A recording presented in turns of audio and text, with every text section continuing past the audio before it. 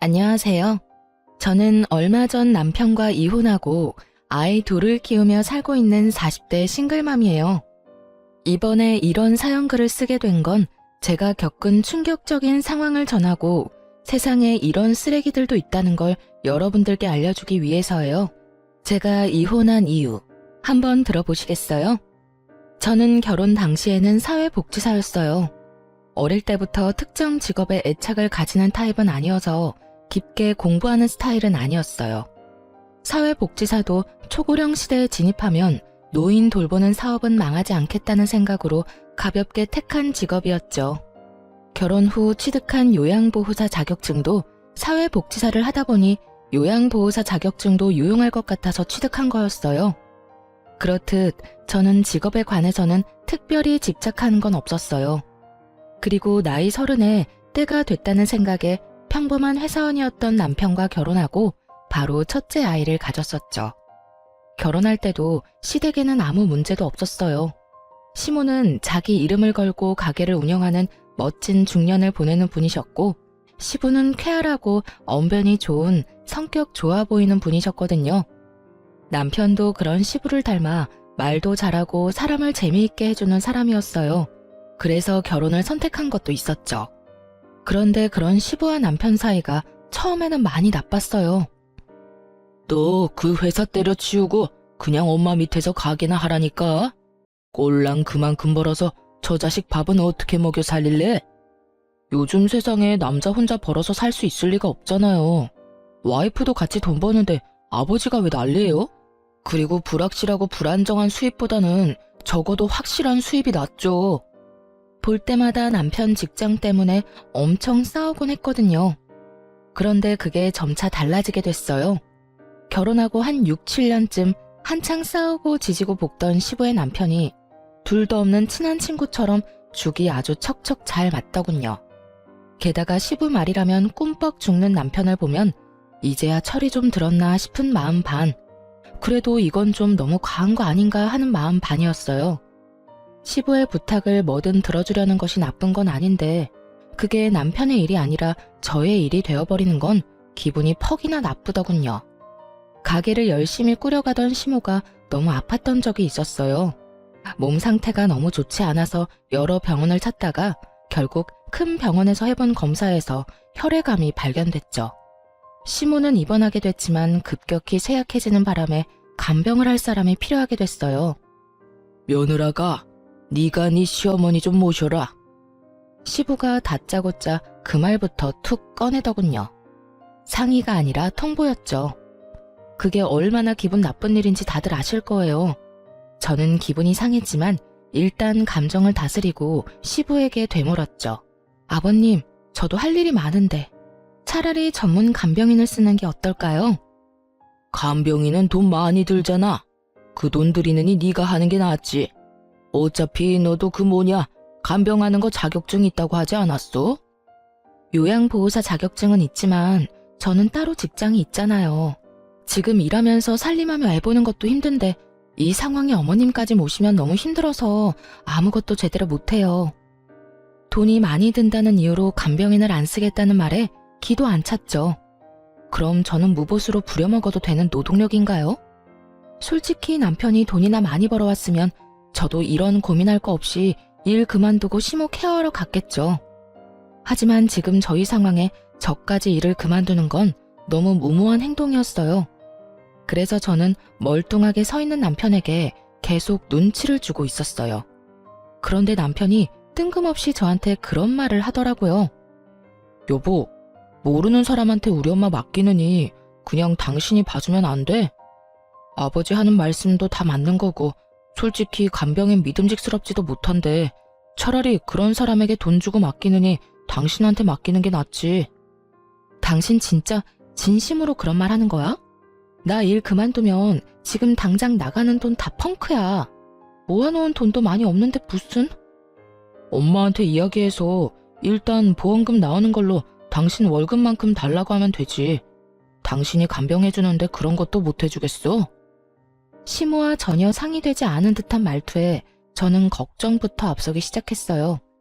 두 사람 하는 걸 보니 제가 하겠다고 말하기 전에는 집에도 안 보내줄 것 같더라고요. 돈 문제만 해결되면 시모 돌보는 거야 일하는 거라고 생각하고 하면 되기는 한데 이럴 때는 남편이 외동인 게 정말 원망스럽더라고요. 결국 시부 말에 동조한 남편 때문에 저는 떠밀리듯 억지로 시모 병간호를 맡게 됐어요. 진짜 일하는 것처럼 오전부터 오후까지 일하고 저녁에는 집에 와서 애들 보고 살림하고 그렇게 하기로 결정했죠. 정말 싫은 일이 될 거라는 제 예상과는 다르게 생각보다 의미 있는 시간이 되었어요. 병간호하는 첫날 시모가 제게 그러더군요. 아가, 너 혹시 내 가게에서 일할 생각은 없니? 어머님 가게요? 제가 어머님만큼 요리를 잘하는 것도 아닌데 어떻게 거기서 일을 해요? 요리를 하는 게 아니라 운영을 하는 거지. 요리는 주방장한테 맡겨놓고 너는 가게를 굴리는 거야. 내가 이렇게 되고 나니 생각보다 내 가게에 애착이 많았다는 걸 느꼈어. 그걸 모르는 사람들에게 주느니 너한테 맡기고 싶은데 생각 있으면 배워보련? 정말 뜬금없는 제안이었지만 흥미는 생기더군요. 어차피 지금 있는 직업에 커다란 사명감이 있는 것도 아니었고 가게를 물려준다는 말까지 들으니 없던 흥미도 생길 수밖에 없더군요. 그렇게 그 다음 날부터 시모의 병수발을 들면서 시모 가게 일을 배우기 시작했어요. 시모 병원 입원 몇 달 전부터 시부가 가게를 운영하고 있었는데 매번 적자라 시모가 신경을 많이 쓰고 있다고 하더라고요. 그렇게 가게 운영에서부터 레시피까지 상세하게 저한테 알려주셨어요. 그래서 병수발 드는 내내 그리 힘들거나 지루하지도 않았죠. 그렇게 시간이 지나고 시모의 이식 날짜가 잡혔어요. 조혈모 세포 이식이었는데 천운인지 이식센터에 시모와 맞는 공여자의 골수가 있었던 거죠. 그렇게 날짜가 잡히니 시모가 제게 그러더군요. 수술하는 도중에 내가 어떻게 될지 모르니까 가게 명의부터 너한테 옮기는 작업부터 하자. 지금 어차피 점심시간 끝나면 크게 할 일 없으니까 우리 집 가서 화장대 제일 아래쪽 서랍 깊숙이 넣어둔 서류를 좀 들고 와줘. 제가 어머님네 안방에는 안 들어가 봐서 잘 모르는데 그러면 제가 들어가서 화상통화 연결할게요. 어디쯤 있는지 어머님이 좀 알려주세요. 그렇게 이야기를 하고 저는 시댁으로 갔죠. 시댁 안으로 들어가니 생각보다는 정리가 되어 있었어요. 시부 혼자 있으니 어지러워져 있을 거라 생각했는데 예상외로 깔끔해서 시부 성격이 깔끔한가 보다 했죠. 그렇게 안방에 들어가서 화상통화를 연결했죠. 시모가 알려준 대로 화장대를 열고 서류를 꺼내려고 보니 여러 서류가 있더라고요. 영상통화로는 질이 좋지 않아 제대로 찍히지 않아서 제가 전화를 끊고 서류를 전부 화장대에 올려놓은 채 하나씩 찍어 시모에게 보냈어요. 그런데 시모가 다시 전화가 왔더라고요. 예, 잠깐만 그 화장대 위에 있는 화장품 사진 좀 찍어서 보내줄래? 네, 잠시만요. 저는 화장대에 있는 색조 화장품과 기초 화장품을 모두 찍어 시모에게 전송했어요. 시모가 그걸 본 것인지 저한테 그러더군요. 그거 내가 쓰는 립스틱이 아닌데 혹시 네 거니? 순간 가슴이 철렁 내려앉았어요. 시모가 모르는 립스틱이 화장대에 있다는 사실이 무엇을 말하는 건지 바로 감이 왔거든요. 제 거 아니에요. 어머님 거 정말 아니에요? 물어보기도 죄송스러웠어요. 아픈 와중에 시부의 외도와 관련된 물건을 목격하게 될 줄은 꿈에도 상상 못 하셨을 테니까요. 시모가 잠시 아무 말 없더니 저한테 한 가지 부탁을 하더군요. 얘야, 내가 이런 부탁까지 해서 정말 미안하구나. 혹시 너희 시아버지 외도 증거 좀 가져올 수 있겠어? 립스틱이라도 가져오면. 어머님, 외도 증거가 필요하시면 제가 안방에 녹음기 설치할게요. 어떤 쥐새끼 같은 여자가 여기 왔다 갔다 하는 모양이니 몰래 숨겨놓고 나중에 찾으러 오면 둘이서 무슨 이야기 했는지 알 수 있겠죠. 제 말에 시모가 그렇게 해달라고 말하고는 전화를 끊었어요. 저는 그 길로 소형 녹음기를 샀어요. 연필형으로 된 걸로 용량도 짱짱하고 오랫동안 녹음이 가능한 걸로 가져와 시부가 일하러 간 틈에 안방 침대 머리 쪽 살짝 아래에 절대 보이지 않도록 조심히 붙여놨어요. 그리고 녹음을 눌러놓고 병원으로 돌아왔죠. 병원으로 오니 시모 표정이 좋지 않았어요. 화가 안 나면 이상한 거죠. 그렇게 하루가 지나고 나서 드디어 그들이 대화를 나눈 것이 녹음이 됐어요. 그 녹음 내용을 듣고 저는 차마 시모에게 들려주기가 너무 힘들었어요. 두 사람의 대화 내용은 정말 충격적이었거든요. 자기, 오늘 병원 안 가봐도 돼? 와이프 수술 날짜 잡혔다며. 근데 안 가봐도 돼. 수술 날짜 전날 가면 되지. 내가 가게 일 때문에 바쁘다고 하면 지가 뭐라고 할 거야? 그리고 그것 때문에 며느리 거기다 붙여놨잖아. 그러니까 괜찮아. 당신이랑 같이 있는 시간이 더 소중하지. 정말 내가 더 소중한 거 맞아? 그런데 왜 그 여자랑 이혼을 안 해? 얼른 이혼하고 한몫 떼어준다며. 내가 가만히 생각해보니까 이혼하는 것보다는 와이프 죽는 거 기다리는 게 더 낫겠더라고. 그 여자 골골대는 거 보니 심상치 않아. 진짜 곧 죽는데도 믿을 수 있을 만큼 몸이 약해졌다니까. 그 여자 죽으면 그 유산이 다 어디로 가겠어? 바로 나랑 내 아들한테 오는 거지. 그걸로 떵떵거리며 살고 너도 내 여자로 남들한테 소개도 할 수 있고 일석이조잖아. 이걸 시모에게 들려줘도 되나 싶은 생각이 들었죠. 그렇지만 숨긴다 한들 이미 시모가 없는 집에 다른 여자의 립스틱이 놓인 걸 봐버렸으니 혹여나 그걸로 스트레스 받느니 받아들이고 정리할 시간을 주는 게 낫다고 생각했어요. 제가 그 녹음기를 시모에게 들려주자 시모 얼굴이 급속도로 일그러지더군요. 화가 안 나면 이상한 거죠. 이 정신 나간 것들이 아픈 환자를 두고 고사를 지내? 죽으라고? 어림도 없지. 내가 혼자 죽을 것 같아? 두 연놈들 바지가랑이라도 붙잡아서 똑같이 죽고 싶도록 만들어줄 거야. 시모가 그렇게 말하고 처음으로 한 일은 뜬금없는 가게 명의 이전이었어요. 시모 명의의 가게는 이제 제 것이 된 거죠. 가게는 2층짜리 건물의 1층에 있었는데 2층에는 시부모가 살고 있었어요. 그 건물은 시모 소유의 건물이었고요. 시모는 무남동녀 외동딸이었는데 외조부님이 열심히 평생 모은 재산을 외동딸에게 다 물려주고 떠나셨다고 해요. 그걸 시모가 두 손에 꽉 쥐고 있었고요. 그리고 그 사실을 알고 있는 시부는 이참에 시모가 죽기를 노리고 있던 거고요.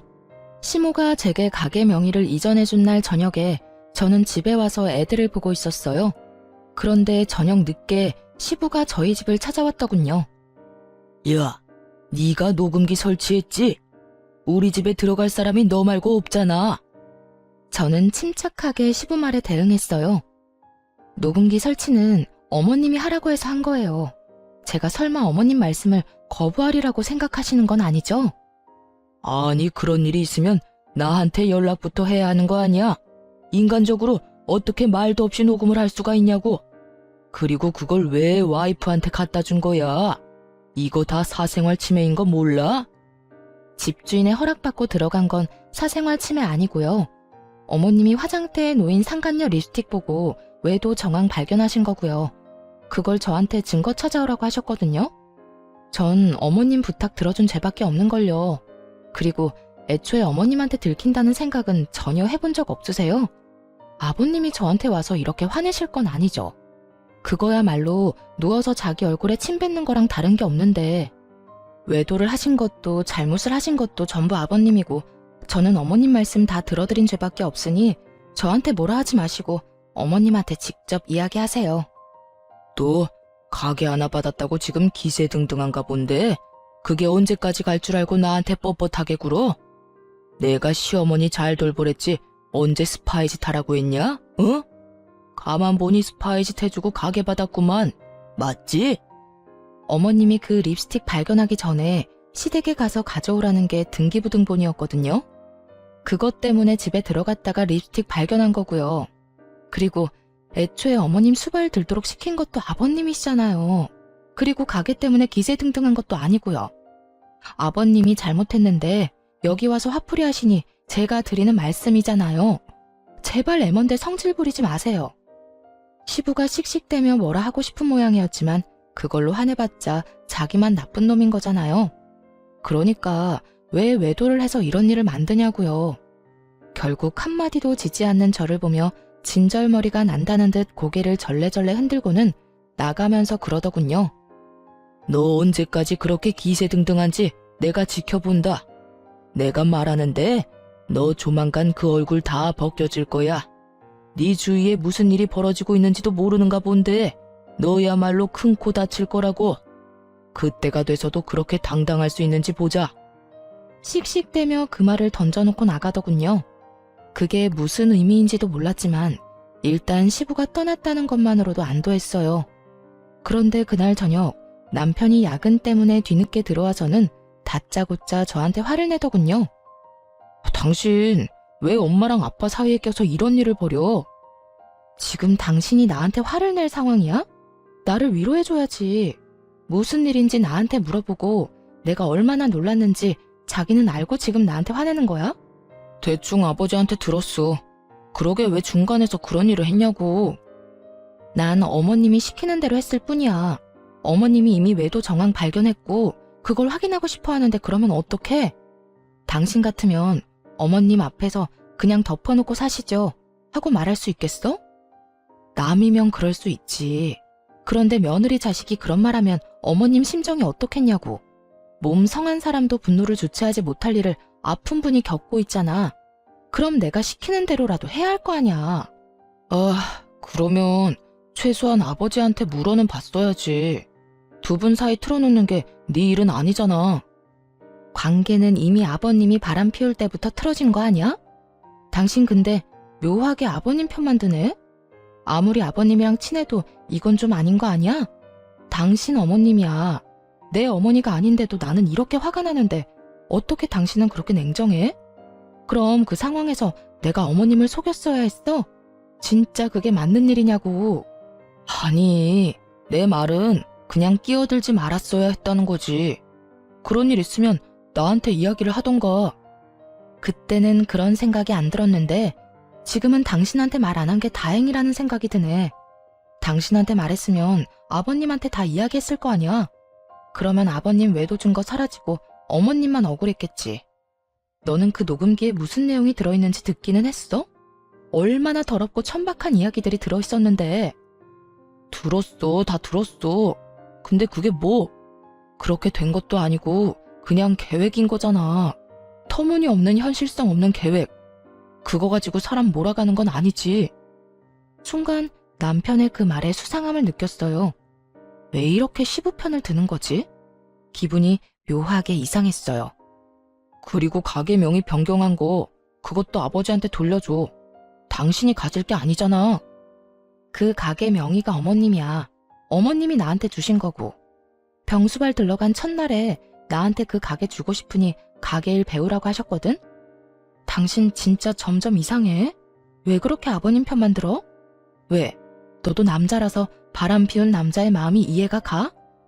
제가 그렇게 추궁하자 남편이 눈에 띄게 당황하더니 갑자기 옷방으로 들어가 버리더군요.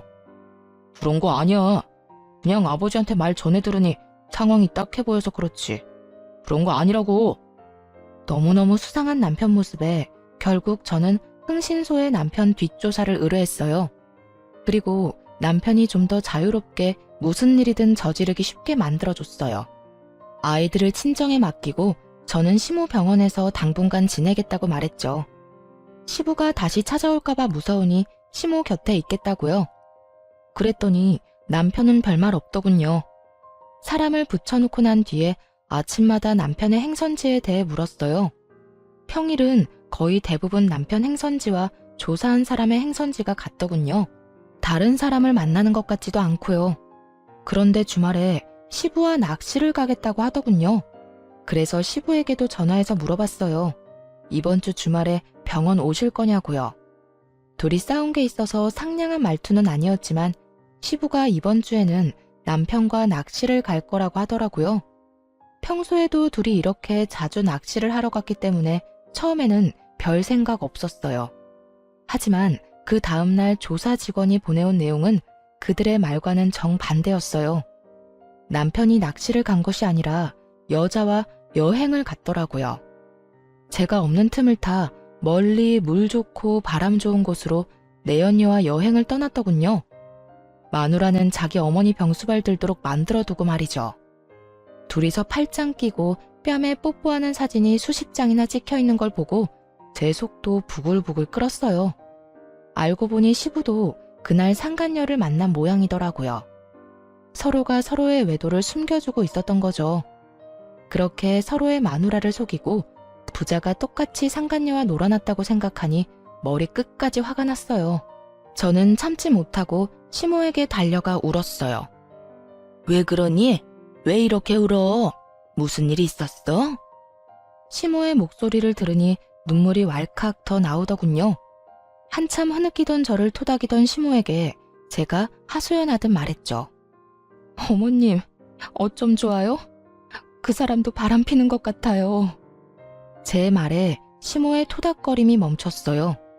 제가 고개를 들어 시모를 보니 시모 표정이 울상이 되어 있더군요. 이게 대체 다 무슨 일이니? 넌 그걸 어떻게 알았어? 얼마 전에 아버님이 오셔서 저한테 화내신 적이 있거든요. 그런데 남편이 아버님한테 무슨 이야기를 들었는지 아버님 편들면서 저한테 화를 내더라고요. 제가 거기에 끼이면 안 됐었다면서 저를 탓하더라고요. 그러면서 가게 명의도 아버님한테 돌려주라고. 주말에 아버님이랑 낚시를 간다고 했어요. 아버님도 남편이랑 낚시 간다고 했고요. 그런데 알고 보니까 두 사람이 만나지도 않았고 서로 각자 내연녀를 만나고 있더라고요. 두 사람이 어머님이랑 저를 둘 다 속이고 있었어요. 어머님한테는 죄송한 말이지만 정말로 이혼하고 싶어요. 그 사람이랑 같이 살맛대고 살고 싶지가 않아요. 시모가 다 이해한다는 듯 제 어깨를 두드려주더군요. 나와 너를 여기에 처박아 두고 자기들끼리 아주 신이 났구나. 부전자전이라더니. 그런 못된 것만 배워 처먹어서 마누라 힘들게 하는 자식놈이나 자식놈한테 가르쳐줄게 계집질밖에 없던 멍청한 남편놈이나 내 인생의 실패작이나 다름없어. 어머님은 어떡하실 거예요? 나도 그놈과 이혼할 거야. 감히 내 재산을 두고 상간녀랑 그런 대화를 한 놈을 내가 용서할 리가 없지 않니? 다만 지금이 아닌 거지. 그렇게 시모와 이야기를 나누고 병원에서 나오는데 병원 입구 쪽에서 시부가 기다리고 있더군요. 이야기 좀 하자. 저는 드릴 말씀이 없는데요. 내가 할 말이 있어. 너, 네 남편 바람 피는 건 알고 있어? 그거 알고도 지금 이렇게 유유자적한 거야? 우리 아들, 너 안중에도 없어. 그 여자랑 벌써 몇 년째 만나고 있는 것도 내가 잘 알지. 그걸 알고 있으면서 숨겨줬다는 건가요? 저도 이미 다 아는 사실이에요. 아버님이 말 안 해줘도 제가 다 조사했거든요. 서로 주고받은 게 많던데요. 그래, 나도 너 싫어. 그러니까 이혼이나 할 준비해. 그리고 네가 가져간 가게는 우리가 다시 가져올 거야. 알아들어? 우리가 누군지는 모르겠지만 전 주인은 어머님이시고요. 유책 배우자이자 내연녀가 있는 남편에게는 아주 불리한 싸움이 될 거예요. 제가 원하던 거였는데 남편도 원한다니 다행이네요. 말 한마디 안 지지? 너 앞으로도 그럴 수 있나 두고 보자. 그리고 앞으로 여기 오지 마. 네가 와이프한테 쓸데없는 바람 불어넣는 거 안다. 그 사람 성격에 나랑 이혼하는 거 죽어도 못해. 근데 네가 옆에서 살랑살랑 꼬드기면 그 여자 마음이 약해서 넘어갈 수도 있지 않겠어?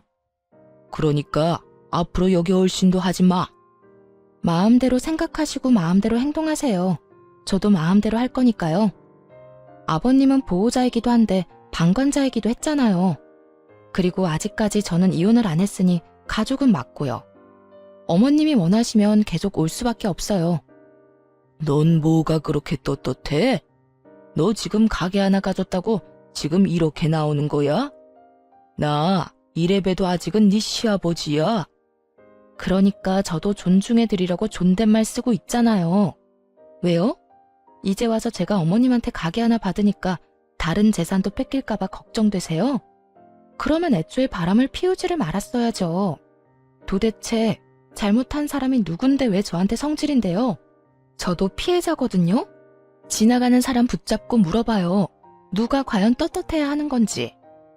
제가 떳떳한 이유는 제게 잘못이 없기 때문이고 아버님이 저를 보며 못마땅한 이유는 제가 바른 말만 하기 때문이겠죠. 그렇게 시부에게 일침을 놓고 돌아섰어요. 시부와 싸워봤자 아무것도 해결되는 것도 없으니까요. 그런데 돌아오는 길에 너무 화가 나는 거예요. 제가 왜 이런 취급을 받고 있나 싶고 왜 저딴 인간이 나한테 그런 소리 하는 거 참아야 하나 싶고 그래서 남편을 불러냈어요. 아무것도 모르는지 남편 놈은 태연스레 제가 말한 곳으로 오더군요. 갑자기 왜 밖으로 불러내? 집에서 이야기하면 되잖아. 귀찮다는 듯 말하는 남편 놈을 보며 저는 남편을 째려보며 말했죠. 집에 도착할 때까지 참을 수 없었거든. 내가 방금 아버님한테 들었는데 당신 바람 핀다며? 여자 있다던데? 그래서였어? 그래서 당신 아버지 편들면서 나한테 화냈냐? 갑작스런 제 말에 남편 놈이 당황했는지 얼굴이 하얗게 질리더라고요. 그게 무슨 소리야? 아버지가 그랬다고? 당신이 뭐 잘못 들었겠지. 잘못 듣기는 뭘 잘못 들어? 당신 아버지가 나한테 직접 이야기한 건데 나더러 빨리 이혼하라더라. 그것도 네 생각이야? 잠깐만 기다려봐. 남편은 급하게 전화를 걸더라고요. 시부에게 전화를 하는 거였어요. 아버지, 저 지금 와이프한테 이야기 들었는데 그 이야기 뭐예요? 왜 그런 이야기를 와이프한테 하셨어요? 내가 뭐 할 말했어? 어차피 이혼할 거잖아. 너 그 여자 좋다며. 그럼 깨끗하게 이혼하면 되지. 지금 그 말이 아니잖아요. 그거 말 안 하기로 해서 저도 아버지 변호해드린 건데 이렇게 제 뒤통수를 치는 거예요? 뒤통수? 네 마누라가 내 뒤통수 친 건 생각 안 해? 근데 어떡하냐? 내가 말하기도 전에 미리 알았다는데. 그럼 내 탓은 아니지. 네가 치밀하지 못했던 거지. 시부 말에 남편이 화나서 쏘아붙이는데 저는 그런 남편 전화를 뺏어서 끊어버렸어요. 이게 무슨 짓이야? 당신 왜 엄한 데다 전화해서 화내고 있어? 지금 당신은 당신 아버지한테 화낼 게 아니라 나한테 변명이라도 해야지. 나 다 아는 거 맞아. 너랑 너희 아버지 그렇게 친한 척 들러붙은 거 일부러 나랑 어머님한테 알리바이 만들려고 그런 거잖아. 내연녀 편하게 만나려고. 제 말에 남편 얼굴이 새파랗게 질려서 제게 변명을 하더군요. 여보, 이거 다 아버지 때문이야. 아버지가 엄마 재산 자기한테 안 올 것 같으니까 나까지 끌고 가려는 거라고. 나 진짜 그 여자 몇 번 안 만났어. 거짓말하네. 내가 모를 줄 알아? 어머님 돌아가시고 그 재산 당신이랑 당신 아버지가 다 가지려고 했다며. 둘이서 그렇게 가지고 나면 나하고 이혼 먼저 하지 않았겠어? 내 연녀가 있는데. 귀찮게 돌봐야 할 시모도 없으니 시모 돌봐줄 여자도 필요 없을 거고. 안 그래? 그런 거 아니야. 당신이 오해하는 거야. 오해 같은 소리하고 자빠졌네. 바람은 네가 폈는데 왜 당신 아버지를 걸고 넘어지냐고. 넌 네가 바람 핀 거에 대해서는 할 말 없어? 그래, 바람을 그냥 폈을 리가 없지. 이혼 생각하고서 피는 게 바람이겠지. 좋아, 당신 원하는 대로 이혼하자.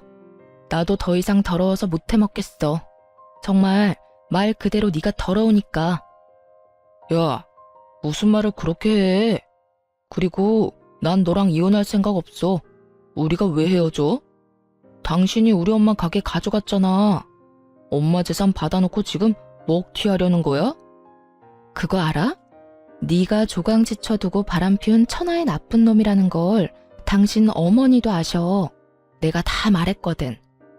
어머님이 바로 얼마 전에 나랑 비슷한 일을 당해서 그런지 모르겠지만 내가 하려는 일 다 이해해 주신다네?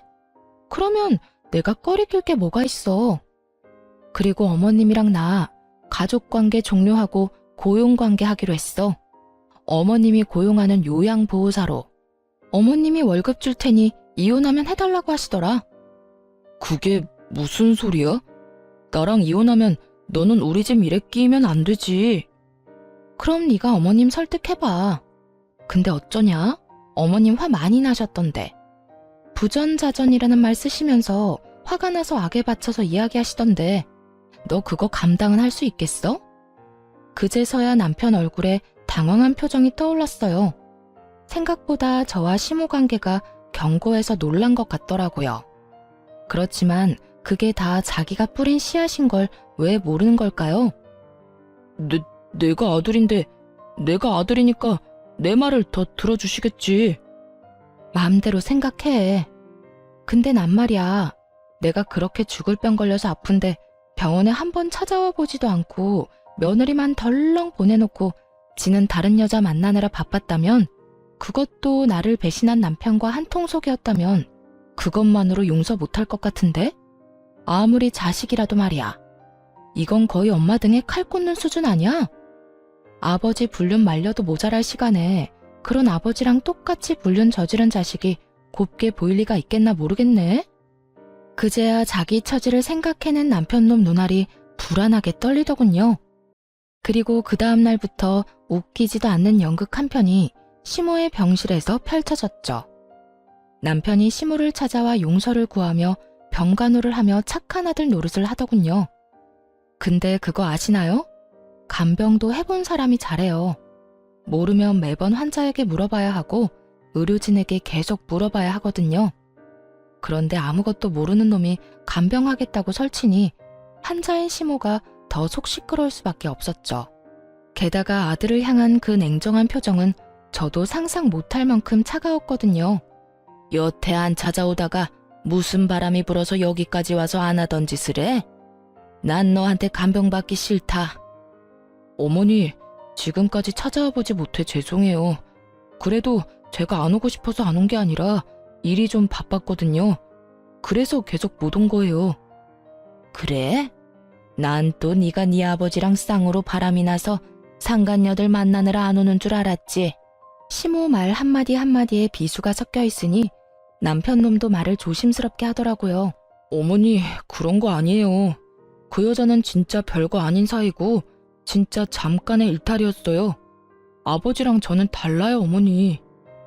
다르기는 뭐가 달라? 네가 네 아버지 바람피는 걸 묵인하고 허용한 것도 모자라서 똑같은 짓을 저지르고 있었으면서. 네가 양심이 있으면 여기 와서 그딴 말은 하지 말았어야지. 나보다 네 마누라한테 먼저 용서를 구했어야지. 네가 왜 나한테 잘해줘? 이제 와서 왜? 너도 나한테 바라는 거 있어? 그런 거 없어요. 어머니, 제발 제 진심을 오해하지 마세요. 오해는 무슨 얼어 죽을 오해? 그게 진심이라고? 그딴 게 진심이면 세상의 진심은 다 죽었겠구나. 내가 네 아버지 때문에 얼마나 힘든지 알면서도 끝까지 나한테 먼저 이야기 안 했어. 그게 괘씸한 거야, 이 망할 놈아. 결국은 시모가 화를 내며 남편 놈을 쫓아내버렸어요. 그러자 그 뒤로 시부와 남편 놈이 번갈아가며 시모 병실을 찾아와 시모에게 용서를 빌었어요. 여보, 미안해. 내가 진짜 그때는 귀신에 씌였나 봐. 제정신이 아니었다고. 그 여자 정리할 테니까 그러니까 이혼만은 제발, 응? 그리고 이 나이에 무슨 이혼이야. 그냥 살아. 내가 평생 당신한테 속죄하면서 살게. 어머니, 저는 진짜 아버지 꿰매 빠진 것 뿐이라고요. 어머니를 괴롭히렸던 것도 아니었고 그냥 그런 상황이 돼서 어쩔 수 없이 그런 건데 아버지만큼 제가 잘못한 건 아니잖아요. 그런 개소리들을 들으며 시모는 눈 하나 깜짝 안 하더군요. 저도 간병하면서 병실 안에 있었으니 다 들렸거든요. 그리고 저는 시모 덕분에 이혼 절차를 밟을 수 있었어요. 저희 신혼집은 시모 명의였고 남편과 제 사이에 모아둔 돈도 많이 없었으니 재산 분할할 것도 그리 많지 않았죠. 하지만 남편놈은 유책 배우자가 돼서 저에게 엄청난 위자료를 줘야 했어요. 그리고 상간녀 소송도 역시 같이 진행했죠. 바람을 핀 건 두 연놈이니까요. 상대방이 몰랐으면 또 모를까 알면서 사귀고 있는 게 분명했거든요. 그 상간녀가 남편 직장 동료였으니까요. 직장 동료들 다 불러서 결혼까지 했는데 남편이 결혼했다는 걸 모를 수가 없었으니 그 여자도 벌을 받는 게 당연하죠. 그런데 시모가 조용히 저를 불러서 이야기하더군요. 너 이혼할 때 애들 양육권이랑 친권은 무조건 가져와. 물론 가져올 생각이었고 가져왔지만 시모가 무슨 생각으로 가져가라는 말을 한지는 몰랐어요. 그런데 이혼이 법적으로 결정되고 나서야 저는 시모의 의도를 알게 됐어요. 시모가 이혼을 확인하자마자 본인의 재산을 손주들에게 증여를 해줬거든요. 가게가 있던 2층짜리 건물이랑 저희 신혼집이요. 그리고 평소처럼 용서를 빌려온 남편과 시부에게 시모가 말해줬어요. 내 가게, 건물, 그리고 너희 신혼집, 내 손주들 앞으로 증여했어. 너희처럼 여자 눈에 눈물 흘리도록 만든 놈들한테 내가 물려받은 거 단 하나도 줄 생각 없어. 여보, 도대체 왜 그런 짓을 했어?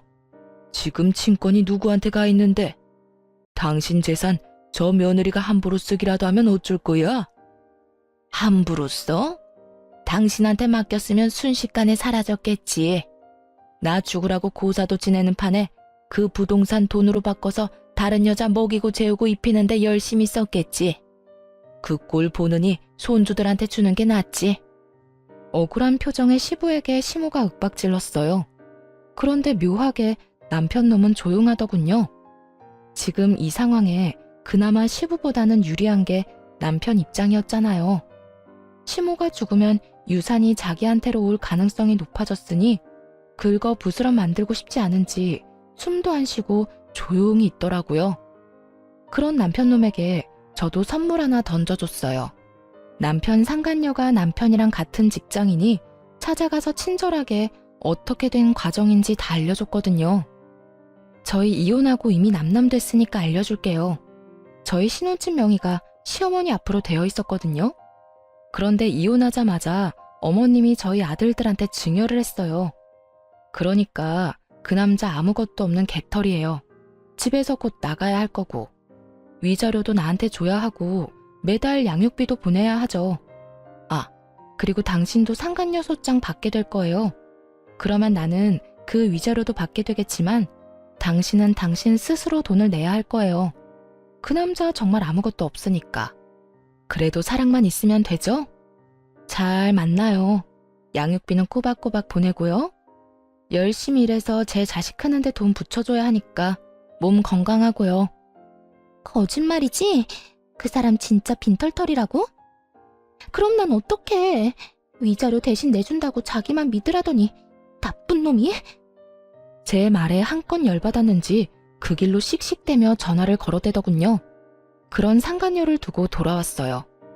결국 그 뒤에 들려온 소식은 두 사람의 이별 소식이었죠. 저는 정말 깔끔하게 이혼에 성공했어요.